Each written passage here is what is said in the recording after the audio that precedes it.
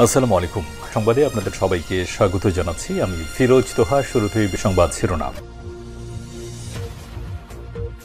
বাংলাদেশের সর্বশেষ গুরুত্বপূর্ণ আপডেট সংবাদে আপনাকে স্বাগত। শুরুতেই সংবাদ শিরোনাম, পরে বিস্তারিত। শুরুতেই জানাবো, সমন্বয় বাড়াতে ৩ কমিটি করবে বৈষম্য বিরোধী ছাত্র আন্দোলন। চলমান পরিস্থিতি পর্যালোচনা, কর্মসূচি রূপরেখা নির্ধারণ এবং কেন্দ্রীয় স্থায়ী সংগঠকদের মধ্যে সমন্বয় বাড়ানো নিয়ে ৪ ঘণ্টাব্যাপী রুদ্ধদ্বার বৈঠক করেছে বৈষম্য বিরোধী ছাত্র আন্দোলন। এরপর জানাবো, ১৯ নভেম্বর থেকে শুরু হচ্ছে বিএনপির বিভাগীয় কর্মশালা।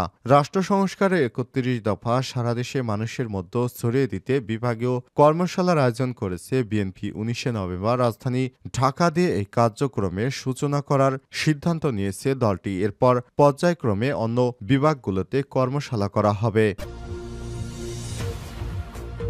জানাবো, আইন উপদেষ্টাকে হেনস্থার ঘটনায় জেনেভা মিশনের শ্রম কাউন্সিলরকে স্টার্ন রিলিজ। সম্প্রতি সুইজারল্যান্ডের রাজধানী জেনেভায় আইন বিচার ও সংসদ বিষয়ক উপদেষ্টা অধ্যাপক ড আসিফ নজরুলকে হেনস্থা করার ঘটনায় জেনেভায় বাংলাদেশ মিশনের শ্রম কাউন্সিলর মোহাম্মদ কামরুল ইসলামের চাকুরি বাতিল করা হয়েছে। তাকে দ্রুত সময়ের মধ্যে ঢাকায় ফিরে আসতে বলা হয়েছে। এদিকে সমন্বয়ক পরিচয়ে কমিউনিস্ট পার্টির পথসভায় বাধা দেওয়ার অভিযোগ। পঞ্চগড়ের তেঁতুলিয়ায় বাংলাদেশের কমিউনিস্ট পার্টি সিপিবির পথসভায় বাধা দেওয়ার অভিযোগ উঠেছে সমন্বয়ক পরিচয় দেওয়া একদল যুবকের বিরুদ্ধে। এ সময় তাদের বিরুদ্ধে ব্যানার ছিনিয়ে নেওয়া, মাইক ছিনিয়ে নেওয়া এবং চেয়ার ভাঙচুরের অভিযোগ ওঠে। জানাবো, আইন শৃঙ্খলার ব্যর্থতায় রাজধানীতে সক্রিয় অপরাধীরা। ৫ই আগস্টের পর রাজধানীতে সক্রিয় হচ্ছে অপরাধীরা। সেপ্টেম্বর অক্টোবরে ঢাকায় ছিনতাই, চাঁদাবাজি, দখলদারিত্ব সহ নানা অনাকাঙ্ক্ষিত ঘটনায় খুন হন অন্তত ৬৮ জন, যেখানে শুধু মোহাম্মদপুরেই ১০ জন। এই যেমন গত ১৮ সেপ্টেম্বর সকাল ৮টায় মোহাম্মদপুরের নবীনগর হাউজিংয়ের একটি সিসিটিভি ফুটেজে দেখা যায়, চায়ের দোকানে বসে আড্ডা দিচ্ছিলেন মহসিন নামে এক ব্যবসায়ী। হঠাৎ দেশীয় অস্ত্র দিয়ে তার উপর হামলা চালায় কয়েকজন।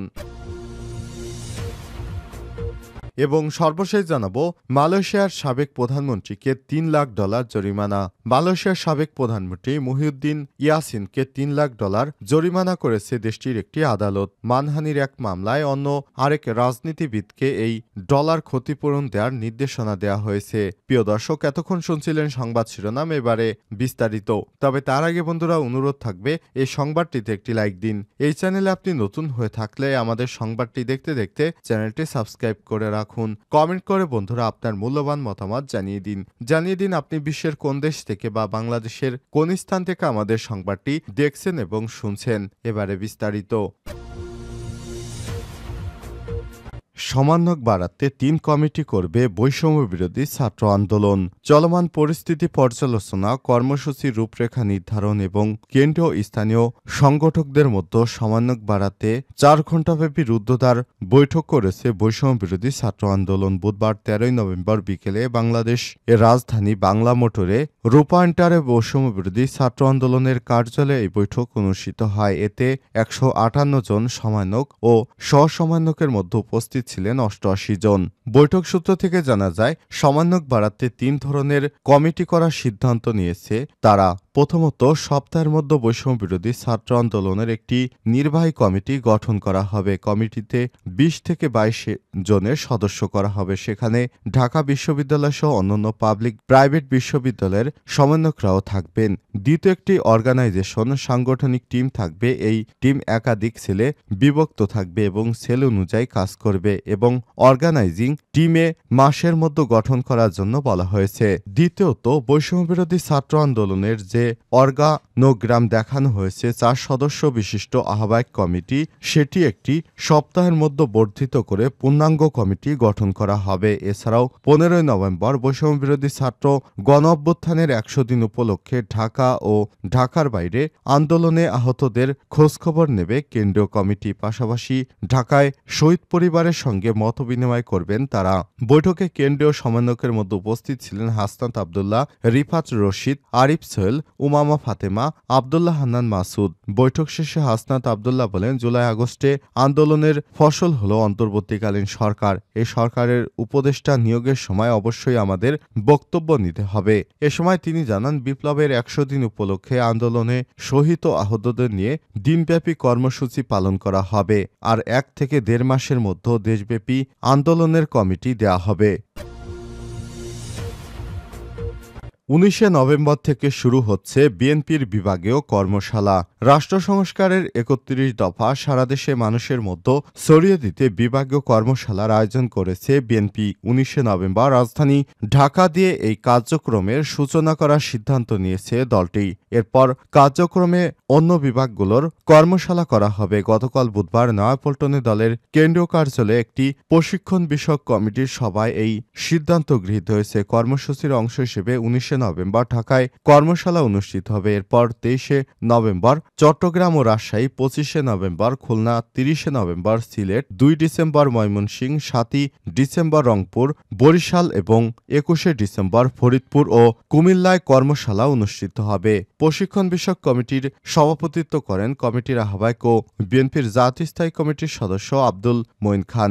সভায় অন্যদের মধ্যে বিএনপির সিনিয়র যুগ্ম মহাসচিব রুহুল কবির রিজভী, প্রশিক্ষণ বিষয়ক সম্পাদক ও প্রশিক্ষণ কমিটির সদস্য সচিব এবিএম মোশারেফ হোসেন, প্রশিক্ষণ বিষয়ক সম্পাদক রাশিদা বেগম হীরা, ঢাকা বিভাগীয় সাংগঠনিক সম্পাদক কাজী সাইদুল আলম বাবুল, কুমিল্লা বিভাগীয় সাংগঠনিক সম্পাদক অধ্যক্ষ সেলিম ভূঁইয়া, রাজশাহী বিভাগীয় সাংগঠনিক সম্পাদক সৈয়দ শাহিন শওকত, খুলনা বিভাগীয় সহ-সাংগঠনিক সম্পাদক জয়ন্ত কুমার কুন্টু, চট্টগ্রাম বিভাগীয় সহ-সাংগঠনিক সম্পাদক হারুনুর রশিদ, বরিশাল বিভাগীয় সহ-সাংগঠনিক সম্পাদক আকন কুদ্দুস রহমান, ফরিদপুর বিভাগীয় সহ-সাংগঠনিক সম্পাদক সেলিমুজ্জামান সেলিম, ময়মনসিংহ বিভাগীয় সহ-সাংগঠনিক সম্পাদক ওয়ারেস আলী মামুন, রংপুর বিভাগীয় সহ-সাংগঠনিক সম্পাদক আব্দুল খালেক, সহ প্রশিক্ষণপ্রাপ্ত বিষয়ক সম্পাদক রেহেনা আক্তার রেনু, শোভাযাত্রা ও পুনর্বাসন বিষয়ক সম্পাদক অ্যাডভোকেট নেওয়াজ হালিমা আরলি, জাতীয় নির্বাহী কমিটির সদস্য দপ্তরের সংযুক্ত মোহাম্মদ আব্দুস সাত্তার পাটোয়ারি। ১০ বিভাগের বড় সমাবেশের পরিকল্পনা ঘোষণা করা হয়। আইন উপদেষ্টাকে হেনস্থার ঘটনায় জেনেভা মিশনের শ্রম কাউন্সিলরকে চাকরি থেকে বাতিল করা হয়েছে। সম্প্রতি সুইজারল্যান্ডে আইন বিচার ও সংসদ বিষয়ক উপদেষ্টা অধ্যাপক ড আসিফ নজরুলকে হেনস্থার ঘটনায় জেনেভায় বাংলাদেশি মিশনের শ্রম কাউন্সিলর মোহাম্মদ কামরুল ইসলামকে স্টার্ন রিলিজ করা হয়েছে। দ্রুত সময়ের মধ্যে কামরুল ইসলামকে ঢাকায় ফিরতে বলা হয়েছে। প্রবাসী কল্যাণ ও বৈদেশিক কর্মসংস্থান মন্ত্রণালয়ের একটি সূত্র থেকে সব তথ্য নিশ্চিত করেছে। জেনেভায় আন্তর্জাতিক শ্রম ও সংস্থান আইএলও গভর্নিং বডি ও সংস্থাটির জ্যেষ্ঠ কর্মকর্তাদের সঙ্গে বৈঠক শেষে গত বৃহস্পতিবার দেশে ফিরছিলেন আইন উপদেষ্টা ড আসিফ নজরুল। তিনি দূতাবাসের প্রোটোকল গাড়িতে করে জেনেভা বিমানবন্দরে পৌঁছান। গাড়ি থেকে নামার পরই হঠাৎ একদল লোক এসে তাকে ঘিরে ধরে হেনস্থা করে। এ সময় আসিফ নজরুলের সঙ্গে ছিলেন জেনেভা মিশনের শ্রম কাউন্সিলর মোহাম্মদ কামরুল ইসলাম, মিশনের স্থানীয় কর্মী হিসেবে নিয়োগপ্রাপ্ত মিজান। কিন্তু এ সময় তারা দুইজনই চুপচাপ ছিলেন। জানা গেছে, মিশনের শ্রম কাউন্সিলর মোহাম্মদ কামরুল ইসলাম স্টার্ন রিলিজের পাশাপাশি মিজানকে বরখাস্ত করার সিদ্ধান্ত নেওয়া হয়েছে। বিসিএস ২৯ ব্যাচের কর্মকর্তা কামরুল ইসলাম ২০২১ সালে জেনেভায় বাংলাদেশ মিশনের শ্রম উইংয়ের কর্মকর্তা হিসেবে যোগ দেন।